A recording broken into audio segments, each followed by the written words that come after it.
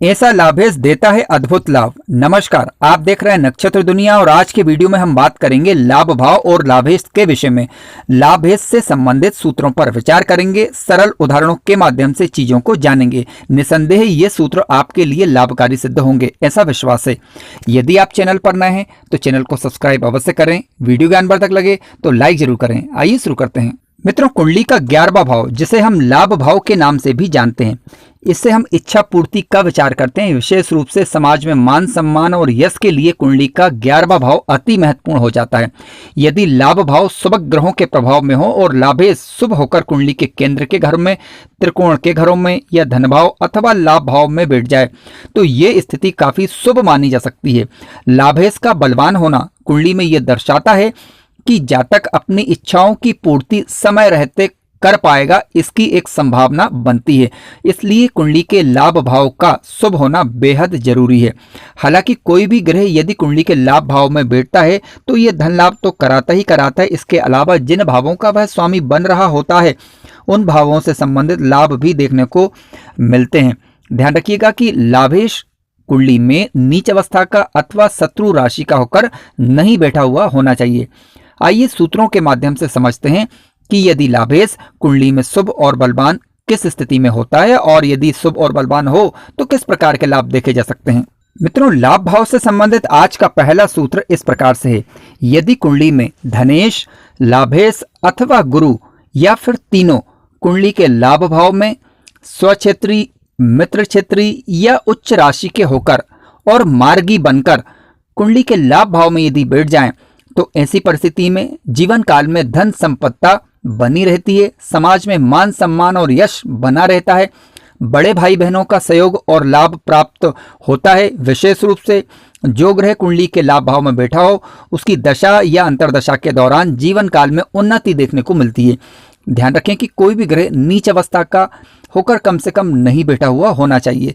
यदि ग्रह मार्गी होकर बैठा हो पर्याप्त अंश बल के साथ तो अच्छा लाभ देता है। ध्यान रखिएगा कि अच्छा लाभ प्राप्त करने के लिए आपको लग्नेश की स्थिति पर भी विचार करना चाहिए। कुंडली में लग्न और लग्नेश मजबूत होना चाहिए, क्योंकि धनेश, लाभेश या गुरु जब लाभ भाव में बैठकर जातक को लाभ या उन्नति देते हैं तो उनका फायदा तभी मिल पाएगा कि जब लग्न और लग्नेश मजबूत हों। मित्रों, लाभ भाव से संबंधित आज का दूसरा सूत्र इस प्रकार से। यदि कुंडली में शुक्र ग्रह कुंडली के कारक ग्रह बनकर या केंद्र त्रिकोण के स्वामी बनकर पर्याप्त अंश बल के साथ मार्गी होकर लाभ भाव में बैठ जाएं तो जातक स्त्री पक्ष के सहयोग से जीवन काल में उन्नति दर्ज करता है या विवाह के पश्चात जातक के जीवन में धन लाभ अच्छा होता है, समाज में मान सम्मान और यश अच्छा रहता है। शुक्र ग्रह नीच अवस्था के होकर नहीं बैठे हुए होने चाहिए। अगर मार्गी होकर बैठते हैं, पर्याप्त अंश बल के साथ बैठते हैं तो दशा अंतरदशा विशेष रूप से लाभकारी होती है। ध्यान रखिएगा कि शुक्र ग्रह की यदि लग्नेश के साथ तात्कालिक मित्रता हो जाती है और लग्नेश यानी लग्नेश और शुक्र दोनों आपस में यदि तात्कालिक रूप से मित्र बन जाते हैं तो दशा अंतरदशा विशेष रूप से लाभकारी सिद्ध होती है। अब मान लीजिए कि शुक्र ग्रह यदि 6वें, 8वें या 12वें भाव के स्वामी बनकर शत्रु क्षेत्री होकर या फिर नीच अवस्था के होकर लाभ भाव में बैठ जाएं तो फिर हम यहाँ पर ज्यादा अच्छे फलों की उम्मीद नहीं कर सकते। इसके विपरीत नेगेटिव फल भी देखने को मिल सकते हैं। हालांकि शुक्र के अच्छे लाभ के लिए आपको यह देखना होगा कि शुक्र ग्रह पर या तो शुभ ग्रह का प्रभाव हो और कम से कम पापक ग्रह का प्रभाव ना हो। मित्रों, आज का तीसरा सूत्र इस प्रकार से। यदि सूर्य ग्रह कुंडली के लाभ भाव में स्वक्षेत्री, मित्र क्षेत्री अथवा उच्च राशि के होकर बैठ जाएं तो ऐसा जातक अपने शत्रुओं पर विजय हासिल करता है, शत्रुओं को परास्त करने में सक्षम ऐसा जातक होता है। सूर्य ग्रह की दशा और अंतरदशा विशेष रूप से लाभकारी सिद्ध होगी यदि सूर्य और लग्नेश के साथ तात्कालिक मित्रता हो जाए। इसके अलावा सूर्य की लाभेश के साथ तात्कालिक मित्रता देख लीजिए। यदि सूर्य की लाभेश के साथ तात्कालिक मित्रता होती है तो धन लाभ भी अच्छा होगा, समाज में मान सम्मान भी अच्छा मिलेगा और सूर्य की दशा अंतरदशा के दौरान विशेष रूप से जातक तरक्की दर्ज करेगा, समाज में ख्याति तो दर्ज करेगा ही करेगा, अपने मनोरथों को पूर्ण करने में भी वह समर्थ होता है। ऐसे जातकों की संतान विशेष रूप से उन्नति प्रद होती है, यानी अपना नाम, अपने पिता का नाम समाज में ऊंचा करती है।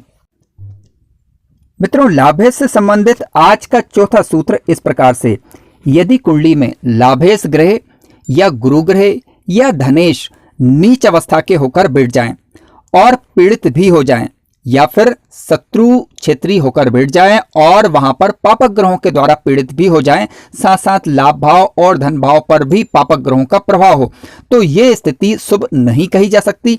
ऐसी स्थिति में जातक को धन लाभ तो दूर की बात, धन बचाने में बड़ी मुश्किलों का सामना करना पड़ेगा। धन कमाने के लिए, धन अर्जित करने के लिए, जीवन काल में पैसा कमाने के लिए जातक को पल पल पे संघर्ष करना पड़ सकता है। इस बात की स्थिति बनती है यदि धन भाव और लाभ भाव पर शुभ ग्रहों का प्रभाव ना हो। उदाहरण स्वरूप जो कुंडली मैंने ली है, ये कुंभ लग्न की एक कुंडली है। आप यहाँ पर देख सकते हैं कि धन भाव और लाभ भाव के स्वामी एक ही ग्रह बन रहे हैं, गुरु ग्रह, और गुरु ग्रह नैसर्गिक रूप से देखा जाए तो धन के कारक ग्रह हैं। अब इस कुंडली में ये धनेश भी बन रहे हैं, लाभेश भी बन रहे हैं और बैठे हुए हैं कुंडली के 12वें भाव में मकर राशि में। यानी मकर राशि में गुरु ग्रह नीच अवस्था के माने जाते हैं, यानी धन के कारक ग्रह भी नीच अवस्था के हो गए और धनेश और लाभेश भी नीच अवस्था के हो गए। अतः कहा जा सकता है कि इस जातक को जीवन काल में धन अर्जित करने में समस्याओं का सामना करना पड़ेगा। हालांकि किस हद तक समस्या होगी ये कुंडली विश्लेषण के पश्चात ही तय किया जा सकता है। हमें नवमांश कुंडली के अंदर और इसके अलावा शुभ ग्रहों का प्रभाव धन भाव पर या लाभ भाव पर है अथवा नहीं, इसके अलावा लग्नेश की कुंडली में क्या स्थिति है, पंचमेश और साथ साथ भाग्येश कुंडली में किस स्थिति में बैठे हुए हैं, इन सारी बातों को दृष्टिगत रखने के पश्चात ही हम ये तय कर पाएंगे कि वास्तविक स्थिति क्या होगी। मित्रों, लाभ भाव से संबंधित आज का 5वां सूत्र इस प्रकार से है। यदि कुंडली में लाभेश केंद्र अथवा त्रिकोण में या लाभ भाव या धन भाव में पाप रहित होकर पर्याप्त रूप से बलवान होकर बैठ जाए तो ऐसी परिस्थिति में भी जातक अपने जीवन काल में धनवान अवश्य बनता है, बशर्ते आप ये देख लीजिए कि लग्न और लग्नेश मजबूत हों और लाभ भाव अथवा धन भाव पर पापक ग्रहों का प्रभाव ना हो। उदाहरण स्वरूप जो कुंडली ली गई है यह सिंह राशि की कुंडली है। उदाहरण स्वरूप जो कुंडली ली गई है यह सिंह लग्न की कुंडली है। आप यहां पर देख सकते हैं कि धनेश और लाभेश एक ही ग्रह बन रहे हैं, वो बन रहे हैं बुध ग्रह और बैठे हुए हैं कुंडली के 10वें भाव में मित्र क्षेत्री होकर, यानी शुक्र की राशि वृषभ में बैठे हुए हैं। अतः कहा जा सकता है कि ये जातक अपने जीवन काल में पर्याप्त रूप से धन संपदा अर्जित करेगा। हालांकि आपको बुध ग्रह के पास बल है या नहीं ये देख लेना चाहिए और लग्नेश सूर्य की कुंडली में क्या स्थिति है इस पर भी विचार करना होगा। इसके अलावा धन भाव और लाभ भाव पर पापक ग्रहों का प्रभाव ना हो, यानी ये भाव पापक ग्रहों के द्वारा पीड़ित नहीं हो रहे हों, तो इन सारी बातों को ध्यान में रखने के पश्चात ही हम ये तय कर पाएंगे कि यह जातक अपने जीवन काल में किस प्रकार की उन्नति करेगा या किस प्रकार का धन लाभ कर पाएगा। मित्रों, कार्यक्रम ज्ञानवर्धक लगा हो तो लाइक कीजिएगा, चैनल पर नए हो तो सब्सक्राइब भी करें। यदि आप अपनी कुंडली का विश्लेषण करवाना चाह रहे हैं तो दिए गए व्हाट्सएप नंबर पर व्हाट्सएप करें।